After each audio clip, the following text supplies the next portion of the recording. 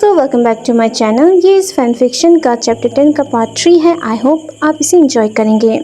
Last part में हमने देखा था कि विवुचान हैरान होते हुए जिंगनिंग से पूछता है कि क्या नहीं होगा। ये सुनते ही जिंगनिंग सुजी को गले लगाना छोड़ देता है और अपने आंसू पोंछता है। फिर मासूम भरी आंखों से विवुचान की ओर देखता है और कहता है, मेरे शब्दों को प्रोटेक्शन की तरह समझो। अब हम तीनों यहाँ हैं तो मैं इसे किसी भी कीमत पर रोकूंगा। सुजी के कुछ और कहने से पहले ही जिंगनिंग ने अपना मुंह ढक लिया और उसकी आंखों से फिर से आंसू बहने लगे। उसने जोर से अपना सिर हिलाया और जिन ग्यांग्याओं से कहा, ऐसा कुछ करने की हिम्मत मत करना, इस बार मैं तुम्हें माफ नहीं करूंगा। और वो और भी ज्यादा रोने लगा। अब हर कोई उन लोगों को ऐसे देख रहा था जैसे कि वो एक एलियन को देख रहे हो। और ये सब कुछ देखने के बाद जैंग जैंग चिल्लाते हुए कहता है, क्या हो रहा है? क्या कोई मुझे बता सकता है? ये सुनते ही सुजी ने जैंग जैंग की ओर देखा और फिर जिंगनिंग की ओर देखते हुए कहा, चलो थोड़ा आराम करते हैं। लेकिन जिंगनिंग ने तुरंत कहा, नहीं, मैं इसे और समय नहीं दे सकता। चलो इसे जितनी जल्दी हो सके खत्म कर दे। सुजी जिंगनिंग को रोकते हुए कहता है, तुम थके हुए लग रहे हो। जिंगनिंग खुद को शांत करते हुए कहता है, नहीं, मैं नहीं, हम इसे छोड़ नहीं सकते, लेकिन हमें इसे और ज़्यादा नहीं खींचना चाहिए क्योंकि ये ऐसी चीज़ नहीं है जिसका हम मज़ा ले सके। ये सुनते ही जिंगनिंग से पूछता है, क्या तुम श्योर हो? जिंगनिंग अपना सिर हिलाते हुए हाँ कहता है। अब स्क्रीन में शो होता है लैंगनिंग का शहर सबसे बड़े ट्रेजर पेविलियन के अंदर है, जहां खजाने की अलमारियों में अनगिनत स्पिरिचुअल जेट्स और हाई क्वालिटी वाले हथियार को रखे हुए थे। कई योद्धा उनमें से कुछ चुन रहे थे।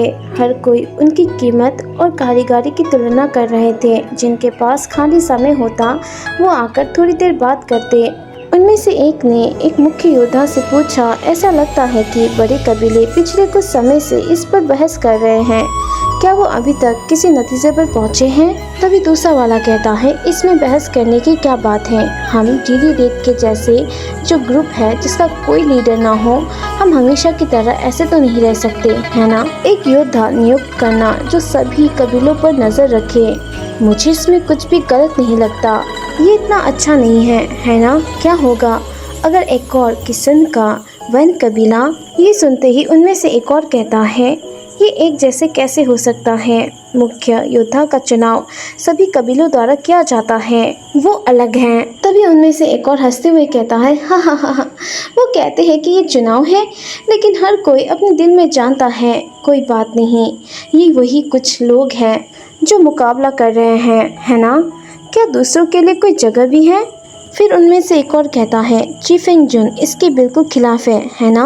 उसने जिन गोंगशान को कई बार रोकने की कोशिश की है, चाहे वो दिखावटी हो या। फिर उनमें से एक और कहता है, और मुख्य योद्धा के पोजीशन पर सिर्फ एक ही पर्सन बैठ सकता है। अगर वो सचमुच पास हो गया तो पर्सन कौन होगा?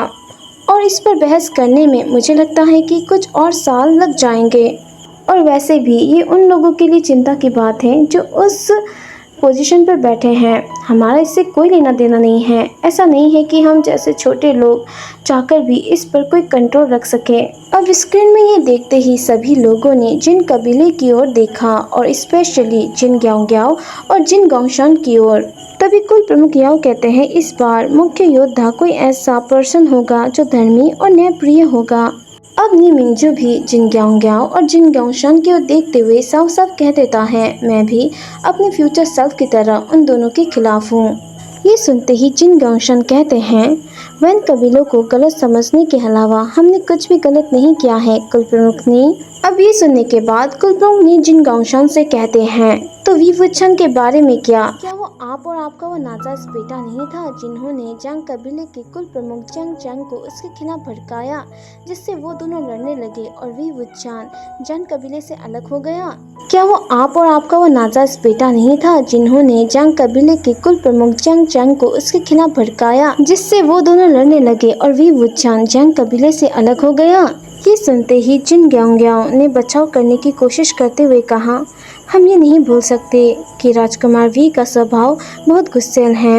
मैं एक्सेप्ट करता हूँ कि हमने उनके इरादों को गलत समझा, लेकिन उन्होंने भी अच्छी तरह से बातचीत करने की कोशिश नहीं की। जिन ग्यांग्यांग की ऐसी बातें सुनकर वी वुचन को गुस्सा आ गया और उसने ऊंची आवाज में कहा, क्या आप सभी लोगों को लगता है कि आप सभी लोगों ने बातचीत करने के लिए मुझे कभी मौका भी दिया था? क्या आप सभी मेरी बात सुनने के लिए तैयार भी थे और ये जानने के लिए कि सच्चाई क्या थी? ये सुनते ही जिन गांगशान वी वुचन को इमोशनली ब्लैकमेल करते हुए सबसे कहता है, किसने सोचा था कि वैन कबीला निर्दोष हो सकता है जब उन्होंने सब कुछ खत्म कर दिया। मत भूलना कि उन्होंने कई कबीलों पर हमला किया और हमें गुलाम बनाने के लिए भी तैयार थे। क्या आप सब लोग भूल गए कि पिछले जंग कबीले के कुल प्रमुख और उनकी पत्नी की मृत्यु कैसे हुई? ये सुनते ही वी वुचन ने बचाव के लिए अपना मुंह तो खोला, लेकिन जब उसने अपनी भाई बहन को देखा तो वो एक शब्द भी नहीं बोल पाया। जब मैडम जिन ने देखा कि उनका बुरा पति और उनका नाजायज बेटा उनके बेटे जिनजिशान के लिए मुश्किलें खड़ी कर रहे हैं, तो मैडम जिन ने उन्हें बीच में ही टोक दिया और कहा, अगर आप सभी किसी और को ही मुख्य योद्धा चुन रहे हैं तो इससे हमें कोई आपत्ति नहीं है। इससे पहले कि जिन ग्यांग्या और जिन गांगशान इस मामले का विरोध करते, लैन जिंगी सबसे कहता है, चलिए इस पर बाद में बात करते हैं, देखने के लिए बहुत कुछ बाकी है, हो सकता है कि आप लोगों का नजरिया फिर से बदल जाए। अब स्क्रीन में शो होता है जो सैनिक बात कर रहे थे उनमें से एक कहता है, इस बारे में बात करते हुए क्या आपने सुना है कि इस पूरे महीने के उत्सव में किसी खास इंसान को आमंत्रित किया गया था? ये सुनते ही दूसरा सैनिक पूछता है, वो कौन है भाई? तो वो कहता है, वी वुचन। और वी वुचन का नाम सुनते ही उस ट्रेजर पेविलियन में अचानक से सन्नाटा छा गया। तभी एक बंदा सरप्राइज होते हुए कहता है, सचमुच? मैंने तो सोचा था कि ये केवल अफवाह है, क्या उसे सचमुच आमंत्रित किया गया था? तो सैनिक कहता है, हाँ, पिछले कुछ दिनों में इस बात को कंफर्म किया गया है, वी वुचन वहाँ जा रहा है। तभी एक और बंदा सरप्राइज होते हुए कहता है, लैंगिंग का जिन कबीला क्या सोच रहा होगा कि वो क्या कर रहे हैं? क्या वो भूल गए कि वी वुचन ने किंघे के रास्ते में चलते हुए कितने निर्दोष लोगों को मार डाला था? ये सुनते ही एक बंदा कहता है, अब कौन जिंगलिंग के 1 महीने पूरे होने के उत्सव में जाने की हिम्मत करेगा, जबकि वी वुचन जैसे इंसान को आमंत्रित किया गया हो?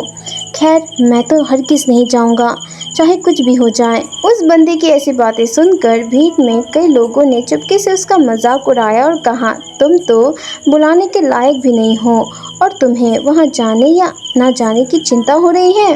अब स्क्रीन में ये देखते ही वी वुचन एक्साइटेड होते हुए कहता है, सच में मुझे उत्सव पर आमंत्रित किया गया था?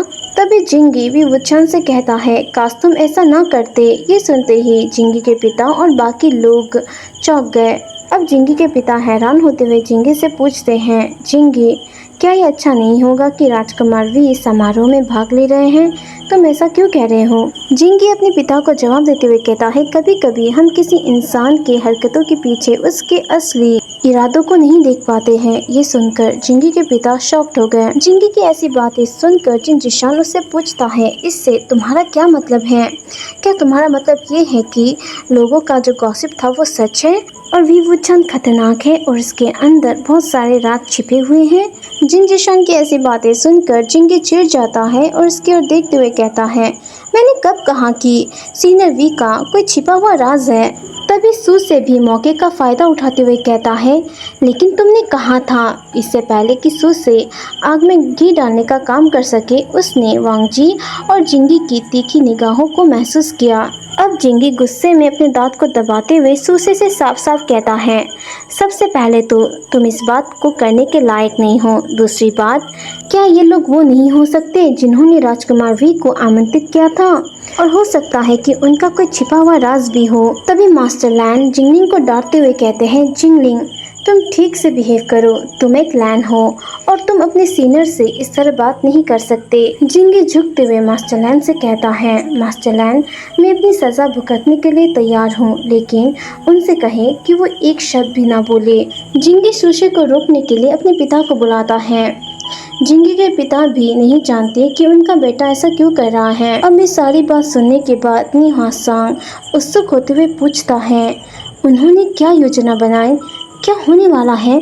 तभी जैंग चैंग गुस्से में चिल्लाते हुए कहता है, अगर मेरे भाई के साथ कुछ बुरा हुआ तो मैं तुम सबको नहीं छोड़ूंगा, मेरी बात याद रखना। अब जैंग चैंग सीधे सीधे वांग जी से कहता है, तुम्हें मेरा सपोर्ट है वांग जी। ये देखकर सभी लोग शॉक्ड हो गए। वांग जी कभी भी किसी बातचीत में भाग नहीं लेता था, लेकिन आज उसने भाग लिया। उसके अंकल यानी कि मास्टर लैन का आईक्यू लेवल भी गिरने वाला था। वो शॉक्ड हो गए थे और यहाँ तक कि उसका भाई लैंसी चैन भी अपने भाई वांग जी के इस साहसिक कदम के कारण अपने कानों पर विश्वास नहीं कर पा रहा था। वो कहते हैं, वांग जी। तभी वी वुचान कहता है, लैंजन तुम वी वुचान बुरी तरह शॉक था और कुछ बोल नहीं पा रहा था। वो बस खुले मुंह और बड़ी बड़ी आंखों से वांग जी को देख रहा था। वांग जी घोषणा करते हुए कहता है, मैं वेइंग की रक्षा करूंगा। और कोई भी इससे इनकार नहीं कर सकता था, क्योंकि वांग जी का चेहरा इतना डरावना था कि कोई भी उसे कुछ सेकंड से ज़्यादा नहीं देख सकता था। आई होप आज का एक्सप्लेनेशन आपको पसंद आया है। मिलती हूँ नेक्स्ट पार्ट पर, तब तक के लिए बाय बाय।